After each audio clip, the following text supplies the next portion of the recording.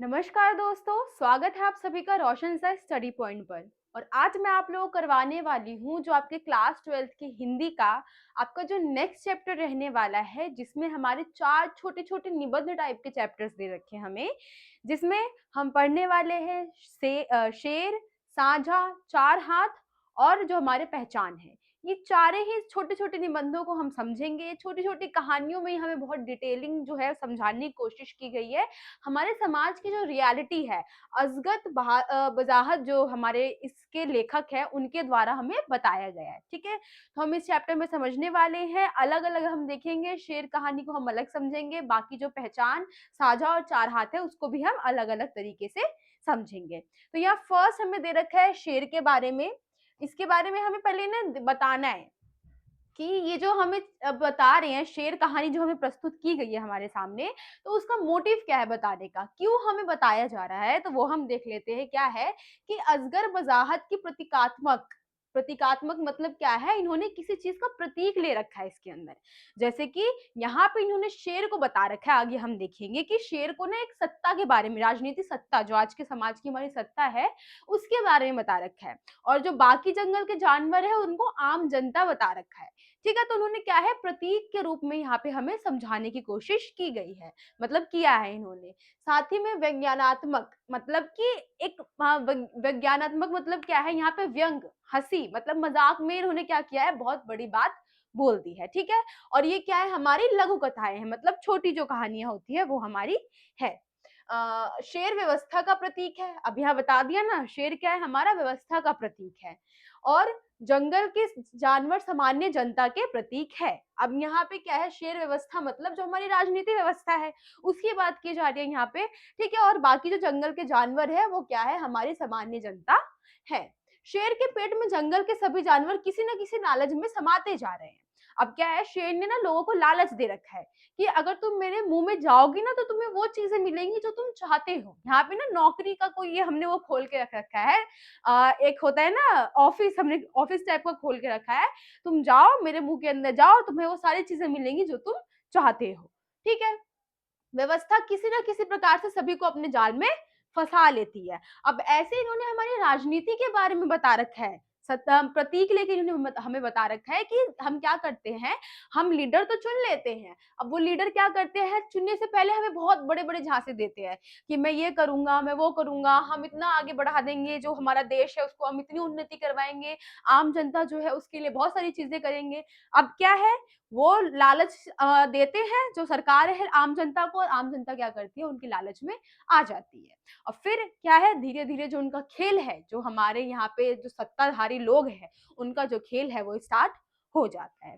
ठीक है? तो ये हमारा ये जो पूरा लघु कथा है उसको बताने का मतलब है कि किस तरीके से जो राजनीति व्यवस्था है, उसके बारे में मेनली हमें यहाँ पे जो हमारे असगर वजाहत जी है उन्होंने बताने का प्रयास किया है। तो हम देख लेते हैं आगे। तो क्या है, आदमी सत्ता के जाल से बचने के लिए जंगल में जाता है अ, और किंतु वहाँ भी सत्ता का प्रतीक शेर विद्यमान है। अब यहाँ बता रखा है, एक आदमी है, मतलब यहाँ पे असगद वज़ाहत जी अपनी ही बात कर रहे हैं कि वो क्या कर रहे हैं, ये आम जनता जो लोग जो है, अब रियलिटी में वो लोगों की बात कर रहे हैं कि उनको देख के ना उनको काफ़ी अजीब लग रहा है। तो इससे हटने हटने के लिए वो क्या करते हैं, जंगल में जाते हैं। अब जंगल में वहाँ पे क्या होता है कि वो वहाँ पे भी क्या है, एक सत्ता देखते हैं। वहाँ पे भी क्या है, एक सत्ता ऑलरेडी बनी हुई है। अब आगे बताते हैं कि क्या है सत्ता के रूप में वहाँ पे जो है हमारा शेर जो है वो विद्यमान है। अब शेर क्या है, वहाँ का लीडर है, एक तरीके से वो हमें बता रहे हैं। सभी जानवर किसी न किसी प्रलोभ के कारण शेर के मुख में समाते जा रहे हैं। अब बता रहे हैं कि सभी जानवर क्या कर रहे हैं, अब जो शेर है उनको झांसा दे रहा है, जिस जानवर को जो चाहिए वो बोल रहा है कि मेरे मुँह के अंदर वो सारी चीज़ें हैं, तुम जाओ, तुम्हें वो चीज़ मिल जाएगी। अब लोग क्या हो रहे हैं, मतलब जानवर क्या कर रहे हैं, उसकी बातों में आते जा रहे हैं। गधे को यह प्रलोभन दिया गया कि शेर के मुँह में घास का मैदान है। अब गधे को क्या है, उसको घास पसंद है, तो उसको ये बोला गया है कि उसके शेर के मुँह के अंदर ना बहुत सारी घास मिलेगी उसको। अब क्या कर रहा है जो गधा है, वो उसकी बातों में आकर उसके मुँह में चला जाता है। लोमड़ी को यह बताया गया है कि वहां रोजगार का दफ्तर है तथा कुत्तों से यह कहा गया है कि शेर के मुंह में प्रवेश करना ही निवारण का एकमात्र मार्ग है। अब यहाँ क्या बता रखा है इसने ना, लोगों को अलग अलग झांसे, मतलब जानवरों को अलग अलग झांसे दे रखे हैं। जैसे हमारे राजनीति जो राजनीति सत्ता होती है, राजनीति के लोग होते हैं, हम झांसे देते हैं, वैसे यहाँ पे क्या है, शेर ने क्या कर रखा है, जानवरों को एक अलग अलग बात बता रखी है। अगर तुम्हें घास पसंद है तो तुम्हें मेरे मुंह के अंदर घास मिलेगा, अगर तुम्हें कोई काम करना है, तुम्हें कोई नौकरी चाहिए, तो मेरे अंदर क्या है, रोजगार का दफ्तर भी है। अगर तुम्हें मोक्ष चाहिए, मोक्ष की प्राप्ति करनी है, तो तुम्हारा एक निवारण है कि तुम्हें मेरे मुंह के अंदर आना ही पड़ेगा। ठीक है। लेखक सच्चाई का पता लगाने के लिए शेर के कार्यालय जाता है। जिस प्रकार सत्ता के पक्षधर सत्ता का गुणगान करते हैं, उसी प्रकार कार्यालय के कर्मचारी शेर की तरफदारी करते हैं। अब यहाँ बता रखा है कि अब क्या करें, लेखक जो है जब ये सब कुछ देख रहे हैं, तो वो जाते हैं शेर के दफ्तर के पास, कि मतलब जहाँ पे शेर है उससे हम देखेंगे। तो अब वहां पे क्या है, जो शेर के कर्मचारी है, मतलब उसके नीचे जो भी काम करने वाले लोग हैं, वो क्या कर रहे हैं, उसकी तरफदारी ही कर रहे हैं कि ये सब कुछ सही है, उसका गुणगान कर रहे हैं, उसके बारे में अच्छी-अच्छी बातें बोल रहे हैं। ठीक है? लेखक उनसे शेर के मुंह में रोजगार के दफ्तर होने की असलियत पूछने तथा उनका सबूत मांगने पर वे कहते हैं कि मानव जीवन में प्रमाण से अधिक विश्वास महत्वपूर्ण है। ठीक है, अब ये लाइन बहुत इंपॉर्टेंट है, यहाँ से आपसे क्वेश्चन भी पूछ लिया जाता है कि इसका जो आशय है वो स्पष्ट कीजिए कि प्रमाण से जरूरी विश्वास महत्वपूर्ण है, ऐसा क्यों? तो यहाँ पे क्या बताने का प्रयास किया गया है, प्रमाण। अब लोग क्या कर रहे हैं, हमें कोई सबूत नहीं मिल रहा है, हम किसी को चूज कर रहे हैं तो हमें कोई सबूत नहीं दे रहा है। अब एक व्यक्ति क्या कर रहा है कि उसको एक जनता कोई भी पार्टी है उसको वो पसंद है, अब वो उसकी तारीफों की पुल बांधेगा कि मुझे ये पार्टी बहुत अच्छी लगती है, इसने ये सारी चीजें की है, इसको ही सत्ता में लाना चाहिए, इसी को सारे अधिकार देने चाहिए। अब लोग क्या कर रहे हैं, उससे एक व्यक्ति से दो लोगों ने और सुन लिया वो बात, अब उनके मन में भी ये बैठ गया कि ये तारीफ कर रहा है, इसका मतलब कि वो अच्छी ही पार्टी होगी। अब क्या कर रहे हैं, सुना सुनाया दूसरे लोग भी उसका बखान कर रहे हैं, दूसरों के सामने बोल रहे हैं कि हाँ ये पार्टी बहुत अच्छी है, ये किया है इसने, ये किया है। और ये बात क्या है, धीरे धीरे फैलते फैलते पूरे समाज में फैल जाती है। अब कोई प्रमाण नहीं मांगेगा कि ये सचमुच ऐसा हुआ है या नहीं हुआ है। अब लोगों के मन में ये विश्वास बैठ चुका है कि वो सुनते हुए आ रहे हैं कि ये चीज सही है, इन्होंने ये चीज करवाई है। अब लोग क्या करेंगे, उसी बात पे विश्वास करेंगे और उसी को चुनेंगे जिसके बारे में उन्होंने आसपास के लोगों से सुना है। ठीक है, तो वही यहाँ बताने का प्रयास किया है कि अब ये जो कर्मचारी है उसको क्या बता रहे हैं कि यहाँ पे प्रमाण जरूरी नहीं है कि इसने कुछ सब कुछ किया है या नहीं किया, या अंदर जाने के बाद उसको चीज मिल रही है या नहीं मिल रही, विश्वास है जरूरी है। लोग विश्वास पे ही चलती है, आजकल की दुनिया जो है विश्वास कर लेती है। हम कोई भी बात फैलाएंगे, फैलते फैलते वो बात क्या करेंगे, लोग अपने एक्सेप्ट जो है वो कर लेंगे। वो हमें यहाँ पे बता रहे हैं। ठीक है, लेखक कहता है कि जितने भी ठग और मक्कार लोग होते हैं, वे अपनी बात का कोई प्रमाण नहीं दे सकते हैं, क्योंकि वे झूठे होते हैं। इसलिए वे लोगों से बिना सबूत दिए केवल ऐसे ही विश्वास करने का आग्रह करते हैं। अब बता रखे कि ऐसे लोग कौन हो, मतलब कैसे होते हैं जो कि लोगों को अपनी बातों में फंसा रहे होते हैं। अब उनके पास कोई प्रूफ तो होता नहीं है, सबूत तो होता नहीं है, तो क्या करते हैं, बस बड़ी-बड़ी बातें ही करते हैं। ठीक है?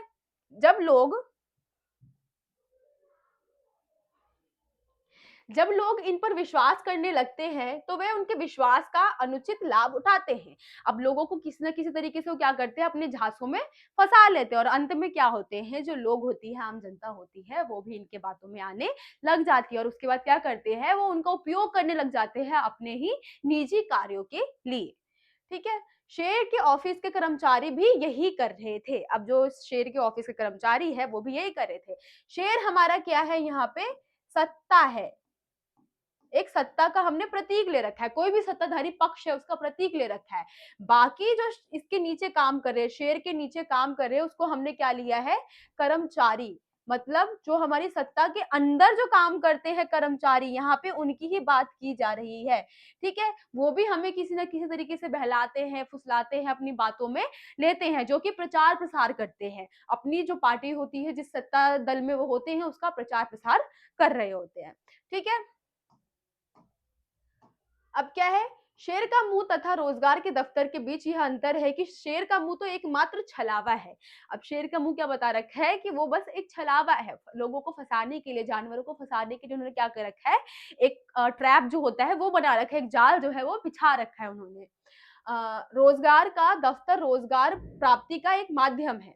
अब रोजगार का जो दफ्तर है वो क्या है, एक माध्यम है रोजगार की प्राप्ति का।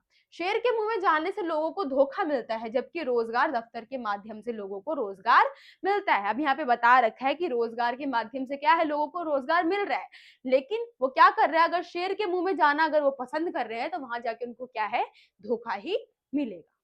ठीक है, तो ये आपका जो फर्स्ट था लघु कथा जिसका नाम है हमारा शेर, ये हो गया है। इसमें क्या बता रखा है हमें मेनली पूरा मैं अब एक बार बता देती हूँ कि किस तरीके से इन्होंने सत्ता के प्रतीक को बता रखा है कि किस प्रकार से आम दुनिया के बारे में, और एक शेर की हमने एग्जाम्पल के जरिए क्या है, पूरे जो हमारा समाज की सच्चाई है, राजनीतिक समाज की सच्चाई है, उसको हमें यहाँ पे वर्णन जो है वो मिल रहा है यहाँ पे कि किस तरीके से जो शेर है उसके नीचे काम करने वाले कर्मचारी है लोगों को अन्य जानवरों को फंसा रहे हैं। जैसे कि हम आम जनता है, हम एक तरीके से खुद को जानवर के रूप में, जो जंगल में रहने वाले आम जानवर है उनके रूप में रख सकते हैं, और बाकी जो हमारी राजनीतिक दल है, सत्ताधारी लोग हैं, उनको हम शेर और उसके कर्मचारी के रूप में रख सकते हैं। अब किस तरीके से जो शेर है जानवरों को छलावा दे रहा है और अपने मुंह के अंदर बुला रहा है, वैसे ही आजकल के क्या है, सत्ताधारी पक्ष जो है वो भी क्या करते हैं, कुछ ना कुछ छलावा देते हैं लोगों को और उनको अपनी बातों में फंसा लेते हैं। ठीक है, तो यही आपके पूरे लघु कथा में था। आई होप आपको ये वाला जो पॉइंट है वो समझ में आ गया होगा। अब जो नेक्स्ट चैप्टर है, मतलब इसी में जो हमारा नेक्स्ट लघु कथा है उसको हम देखते हैं। तो नेक्स्ट यहाँ आ गया है हमारा पहचान। अब इसमें क्या बताया गया है हमें, हम देख लेते हैं कि पहचान के माध्यम से लेखक बताना चाहता है कि राजा की अंधी, सॉरी यहाँ पे थोड़ा मिसप्रिंट हो गया है, अंधी और यहाँ पे बहरी होगा, बहरी और गूंगी प्रजा पसंद होती है जो बिना कुछ देखे सुने बोले राजा के आदेशों का पालन करती है। अब यहाँ पे ना हमें एक दरबार की बात बताई गई है कि वहां पे एक राजा है। अब वो राजा क्या चाहता है कि उसकी जनता जो है बिना कुछ देखे, मतलब अगर कोई गलत अन्यायपूर्ण वो निर्णय ले भी रहा है तो क्या करे, उसको अनदेखा कर दे, बिना कुछ सुने कोई भी अगर वो गलत निर्णय ले रहा है तो उसको भी अनसुना कर दे, या बिना कुछ बोले कि आम जनता क्या है उनके सामने बोले ही ना, वो ऐसी जनता को पसंद करता है। मतलब जो अंधी हो, गूंगी हो और बहरी हो, वो ऐसी जनता को पसंद करता है। वो क्या चाहता है कि धीरे धीरे जो जनता है वो अपनी पहचान को खो दे। ठीक है, वही हमें यहाँ पहचान जो है कथा है उसके उसके बारे में बताने का प्रयास किया है। हम देख लेते हैं क्या क्या है। तो राजा देश शांति, उत्पादन और तरक्की का हवाला देते हुए आंखें, कान और मुंह बंद करने का आदेश देता है। अब राजा क्या है, वो हमें क्या बोल रहे हैं कि देश की शांति के लिए, देश की तरक्की के लिए, उन्नति के लिए लोगों का क्या है, बहरा होना, अंधा होना, गूंगा होना बहुत ज्यादा जरूरी है। ठीक है, वो इसका हवाला दे रहा है, परंतु वास्तव में उसका उद्देश्य था कि लोग राजा की निरंकुश एवं स्वार्थपूर्ण कार्य को ना देख सके। अब रियलिटी क्या है, लोगों को तो बता रहे कि मैं चाहता हूँ कि देश की तरक्की हो, हमारे राज्य की तरक्की हो, लेकिन सच्चाई तो यही है कि वो चाहता है कि वो कोई भी अन्यायपूर्ण निर्णय ले, जो भी कोई गलत काम है वो करे, तो आम जनता जो है उसके खिलाफ खड़ी ना हो। ठीक है, वे किसी की बातें सुनकर सत्ता का विरोध ना कर सके तथा राजा के विरुद्ध आवाज ना उठाए।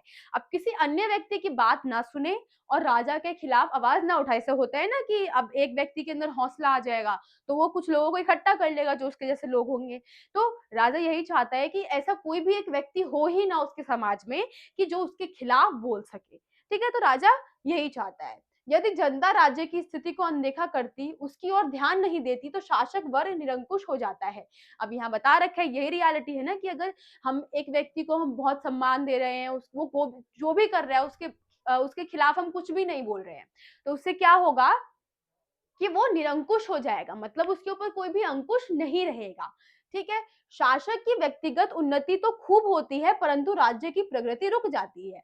अब अगर हम क्या करेंगे, किसी एक व्यक्ति को सारी शक्ति दे देंगे, उसके हाथों में जितनी भी शक्ति है वो हम दे देंगे, तो उससे क्या होगा, अब वो व्यक्ति निरंकुश हो जाएगा, मतलब वो अपनी मर्जी से जो मन करेगा उसका वो करने का प्रयास करेगा।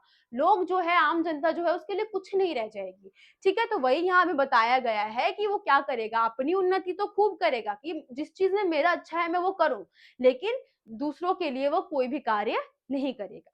ठीक है, यदि राज्य की जनता राज्य की स्थिति के प्रति सचेत नहीं रहती तो शासक वर्ग राज्य के संसाधनों का प्रयोग अपने व्यक्तिगत हित के लिए करता है तथा राज्य की स्थिति में सुधार और विकास में उसकी कोई भी रुचि नहीं रहती है। अब यही है कि हमने किसी एक व्यक्ति को हमने पूरा वो दे दिया, छूट दे दी है कि आपको जो करना है आप करो, हम ना बोलेंगे, ना कुछ देख के भी अनदेखा कर देंगे, ना हमने कुछ सुना है, हम ऐसी स्थिति में हैं। तो व्यक्ति क्या करेगा, अब उसको पता है कि मेरे खिलाफ कोई नहीं बोल सकता, अगर मैं कुछ गलत करूंगा तो कोई भी मेरे खिलाफ कुछ नहीं कहेगा। तो वही है, यहाँ बता रखा है कि वो अपने हित के लिए सारे काम करेगा, अपने संसाधन जो भी होगा उसको अपने पास ही एकत्रित कर लेगा, अपनी उन्नति करता रहेगा और जो आम जनता होगी उसको छोड़ देगा। ठीक है।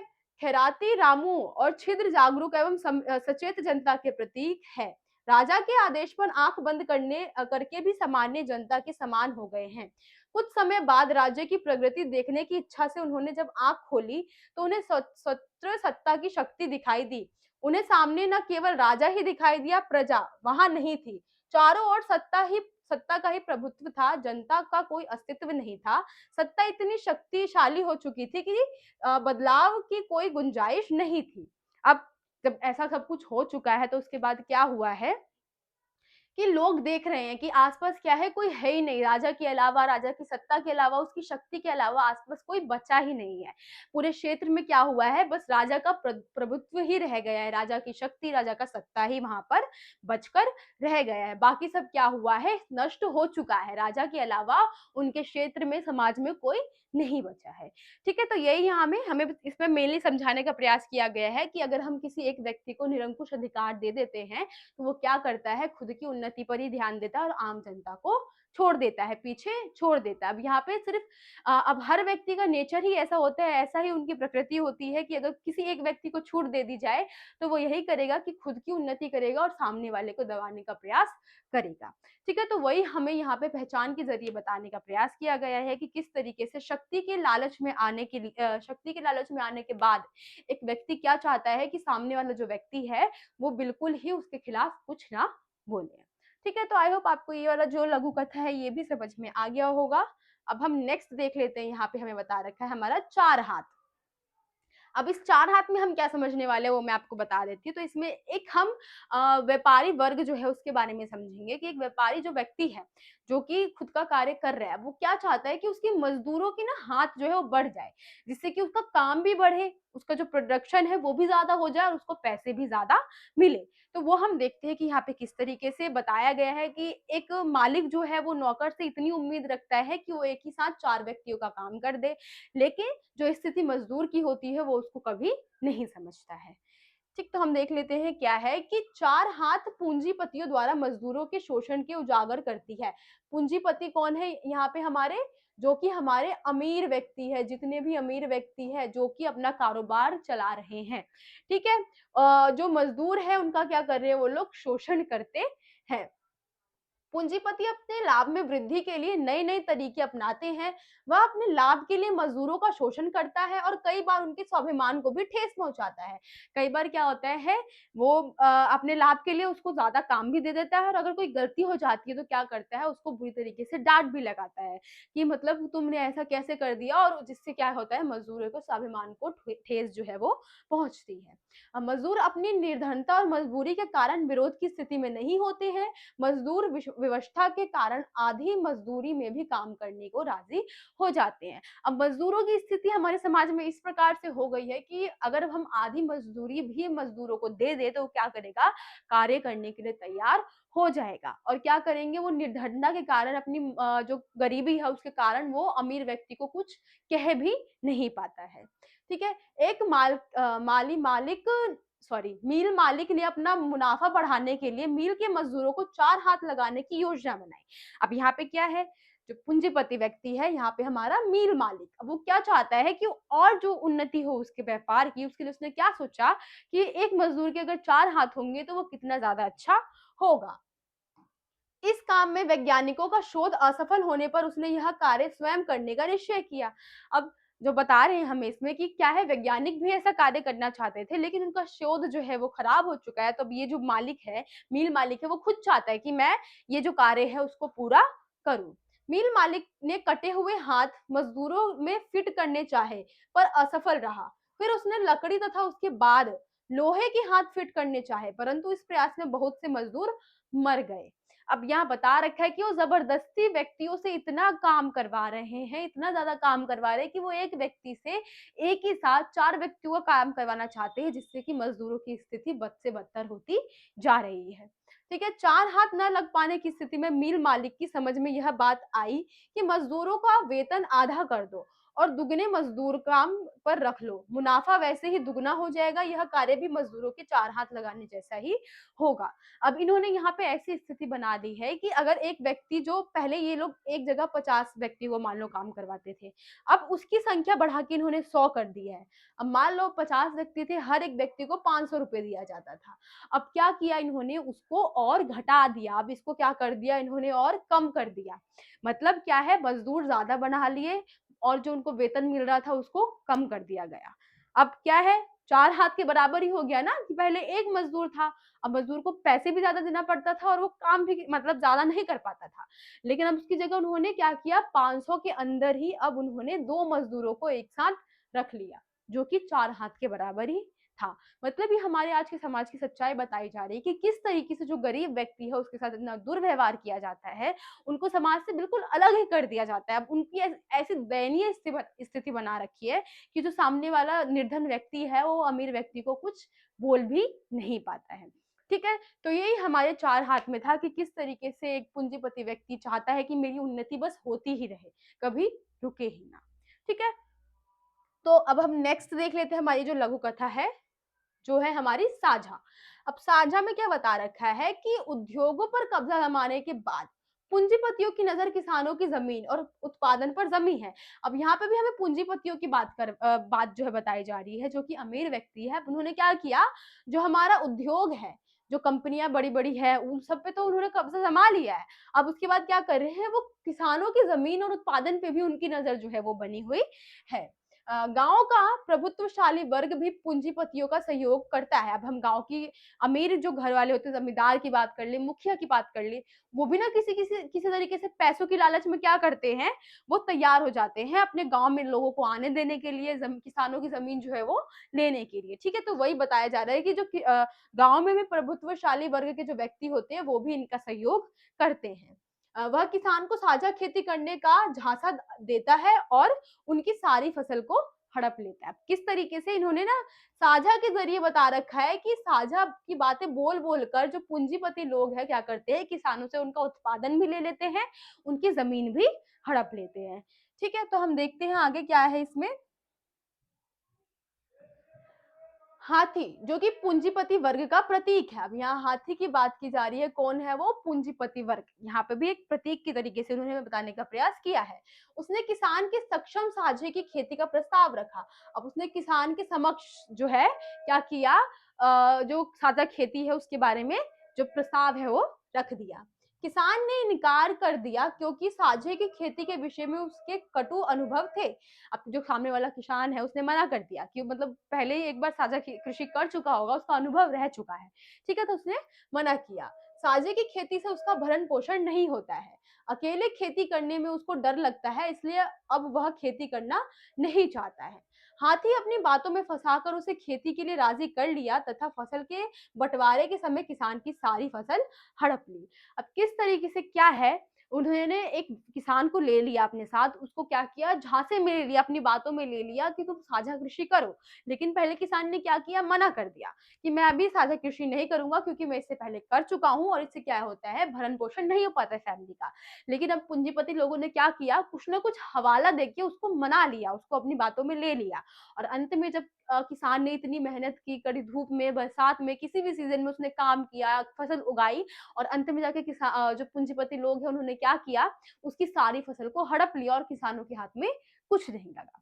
ठीक है, तो यही साझा भी हमें बताया गया है, एक प्रतीक बताया गया है कि किस तरीके से साझा का हवाला देके कि आधा आधा हम दोनों का होगा, ऐसा हवाला देके जो पूंजीपति लोग हैं वो सारा मुनाफा खुद ले जाते हैं। ठीक है, तो यही आपकी छोटी छोटी लघु कथाएं थी। आई होप आपको पूरा चैप्टर जो है वो समझ में आ गया होगा। काफी अच्छा और काफी जो हम बोल सकते हैं इंटरेस्टिंग चैप्टर जो हमारा ये था। आई होप आपको पूरा चैप्टर समझ में आ गया होगा। मेरे एक्सप्लेन करने का तरीका अच्छा लगा हो तो प्लीज कमेंट करके बताइएगा, और कहीं कोई कमी लगी हो तब भी आप कमेंट करके बता सकते हैं। मिलते हैं आपसे अगली वीडियो में, जब तक के लिए थैंक यू।